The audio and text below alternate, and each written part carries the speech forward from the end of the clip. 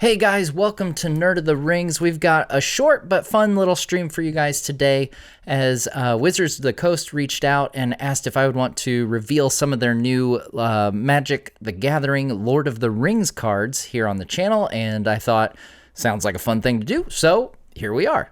Now, some of these you might have already seen the regular edition of the cards, and what we're showing today is the variants that come together to form a scene, and it's a really iconic scene from the Lord of the Rings, a lot of people's favorite chapter in the books, without giving away too much on the front end here. And one of them is possibly my favorite all-time Tolkien character, and so longtime viewers of the channel will probably already know who I'm referring to there.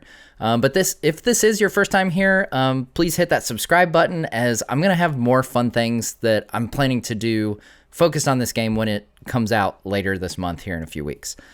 So without further ado, let's go ahead and we'll start with the regular editions of the cards, and then we'll show off the variants that come together to make this awesome scene. Now, the first one we have here is Gandalf the White, and I know this one has already made the rounds. Gandalf here is a mythic rare, so if you're curious, the little symbol with the ring there and the triangle behind it, the way those are colored will determine what category they are. So this is a mythic rare card. Gandalf the White has flash, and you may cast legendary spells and artifact spells as though they had flash. And if a legendary permanent or an artifact entering or leaving the battlefield causes a triggered ability of a permanent you control to trigger, that ability triggers an additional time. So you get to double up on your abilities, which is pretty cool. Oh yeah, and by the way, I just a few weeks ago learned finally how to play Magic the Gathering, so my nerdy friends who've been telling me for years will be very proud that I finally kind of know. So I might make mistakes here. You can call me out in the comments. Feel free. But Gandalf is a 4/5, and with that, we'll go ahead and pull up the alternate artwork here that's part of the scene. And maybe you can start guessing what the scene is if you look around Gandalf here. All the same information, but this time we see, instead of Magali's amazing artwork, we have Kieran Yenner's amazing artwork. And Kieran did this whole scene, so we'll see it in its full here toward the end. But this is the alternate version of Gandalf, which has also made the rounds, so we won't linger on this one too long. The next one we have is Many Partings, which is a sorcery card. This is a common card, and you can search your library for a basic land card, reveal it, put it into your hand, then shuffle. You also create a food token, as that'll be a common theme with the hobbits, is that they're very food-based, which makes sense. And then the flavor text at the bottom here is a quote from Aragorn from the books when they part at Isengard, actually. They all part and the Fellowship breaks. Gimli and Legolas go off toward Fangorn. Aragorn returns to Gondor. And the hobbits and Elrond, Galadriel, Celeborn, and Gandalf, they all head north. So Aragorn says here, "For you in all the lands of the West, there will ever be a welcome, dearest friend." So that's a nice sentiment. And the alternate artwork for this, which I think has already been revealed as well. Again, it's sorcery card. It has the same abilities and everything. Also a common card. And then with that, we will get to the ones that have not been revealed. So here we're getting to the good stuff. Next, we have the Grey Havens, which is a legendary land. Now, this is an uncommon card, and when the Grey Havens enters the battlefield, you get to scry 1, which means you get to look at the next card in your deck, I believe. If I'm messing things up or misremembering from my brief time playing, let me know. The flavor text at the bottom I really like. It says, "There dwelt Círdan the shipwright, and some say he dwells there still until the last ship sets sail into the west." Now, for those of you who maybe have not watched my video on Círdan or on Celeborn, Celeborn was actually with Círdan on that last ship. So Círdan and Celeborn do not go on the same ship that Frodo and Gandalf and Galadriel go on. they actually come much later, and it is called the last ship because it is the last ship that Círdan makes for the journey, and it said all the memory of elder days left Middle Earth when they sailed into the west. And with that, we have the version of the card that goes with the scene. So this is another one by Kieran Yanner, and I absolutely love the borderless treatment. I have to say this. I think this every time I see the borderless versions of cards, and it's not just the scene ones that have this borderless treatment. There's others too, but I'm a really big fan of the borderless treatment on these cards.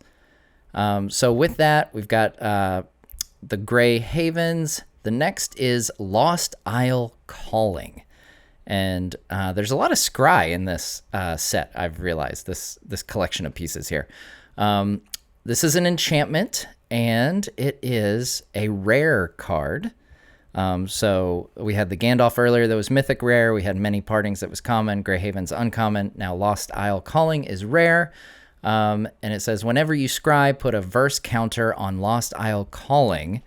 And then if you use 4 lands plus 2 island lands, you can exile Lost Isle Calling, draw a card for each verse counter on Lost Isle Calling. If it had 7 or more verse counters on it, take an extra turn after this one. Activate only as a sorcery. So you could get a whole extra turn, not to mention drawing that many cards. That would be a pretty epic turn. So I love the artwork here. I was really confused. At first I was like, this looks like the parting of the sea a little bit, parting of the Red Sea maybe a little bit. But I had a hunch that this was Legolas, and the quote at the bottom, as you know, kind of, it doesn't seem very specific, but this quote is indeed from Legolas from the books. To the sea, to the sea. And this actually comes from a poem that Legolas sings at the field of Cormallen after the ring has been destroyed, after Frodo and Sam have been rescued. He talks about going to visit Fangorn, but then his mind and his heart turned to the sea, because as he was traveling with Aragorn, after the Paths of the Dead, they go by the coast of Gondor, and we're told that a sea longing awakens in his heart. And so he has this big long poem, but like the first bit is, to the sea, the white gulls are crying, the wind is blowing and the white foam is flying, west, west away, the round sun is falling, gray ship, do you hear them calling? And it's a nice, long, lovely poem, but this kind of all ties around Legolas and that calling of the sea on his heart. So yeah, it's a nice touch. And then we have the scene version of this, and it has a ship sailing out of the harbor of the Grey Havens. Again, the text is all the same. The abilities of the card are all the same. Next up, we have Galadriel of Lothlorien, who is a legendary creature, elf, noble. Her card is also a rare. And whenever the ring tempts you, if you choose a creature other than Galadriel of Lothlorien as your ring bearer, scry 3. So again, lots of scrying with these cards. Whenever you scry, you may reveal the top card of your library. If a land card is revealed this way, put it onto the battlefield tapped. Okay? And for those of you who don't know, let me know in the comments, guys, if you would like me to do some video stuff on the channel explaining how to play this game. I've been kind of toying around with that idea. So if that would be helpful, I'd be happy to do that. And I think it would be a lot of fun to get people to learn alongside me as I learn to play this game, and hopefully get better at it. But yeah, so let me know in the comments if that's something you're interested in. But real quick, the term tap, that's basically like the card is used. You can't use it again that turn. So if you do reveal that land card and it gets revealed that way, you put it onto the battlefield, but it's tapped. So you can't use it right away, not till the next turn. And then the text at the bottom is, I pass the test, I will diminish and go into the west and remain Galadriel. And of course that is from the moment she is tempted by the One Ring after she has her big speech, stronger than the foundations of the earth and all that stuff. So Galadriel is a 3/3, and we'll go on and see the alternate version as part of the scene here. We've got some water behind Galadriel, and like I said, shortly we'll put all these cards together and reveal the entire scene. But again, this is a rare card. Lovely picture of Galadriel here. And next, like I said, some folks who've been around a while probably guessed it ahead of time, but we have Elrond, Master of Healing. He is a legendary creature, elf noble. His card is also rare. I will definitely be doing my best effort to collect Elronds along with Gandalfs and Gimlis. I'm sure those will be the big ones. And then there's Tom Bombadil and Bill the Pony. There's a lot that I have my eye out for. I'm not gonna lie.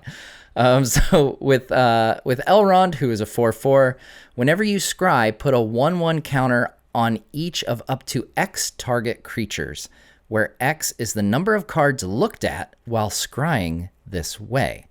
So depending on the number of cards that you scryed, you get to put a 1/1 counter onto that many of your creatures that you control, which is pretty cool. Whenever a creature you control with a 1/1 counter on it becomes the target of a spell or ability an opponent controls, you may draw a card.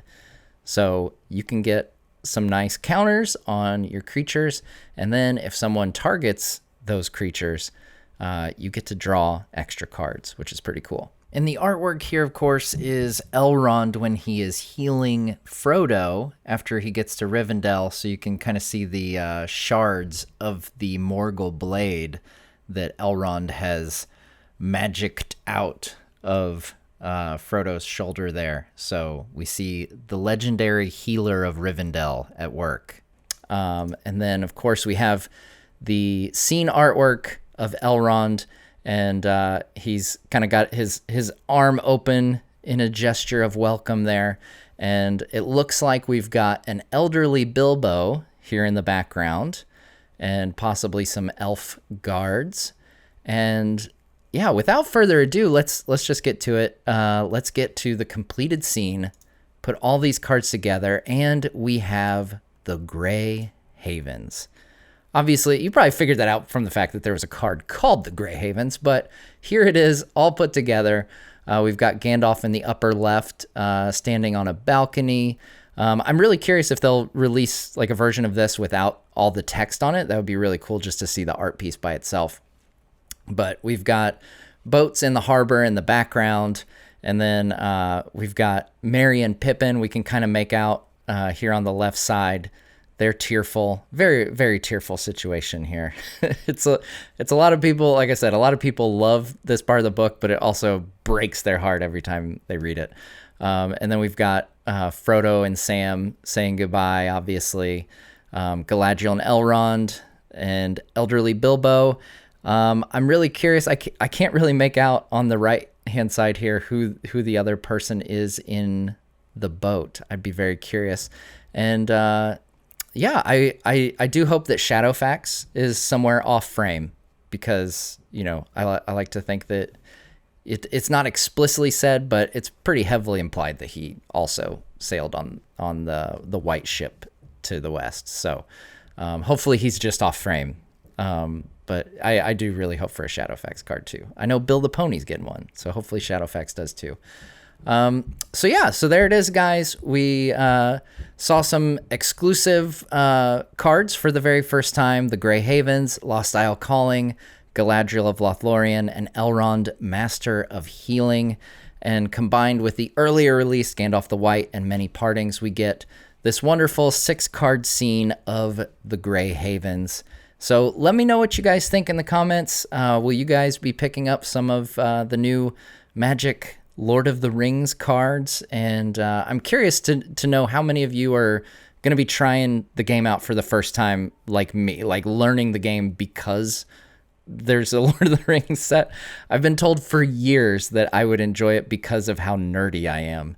But I never tried it. It was one of those things I always resisted for a long time. Kind of like watching the films, actually. I've told that story many times, where watching the films, I thought it looked nerdy. And I don't know, I guess at that point I was in denial of my own nerdiness.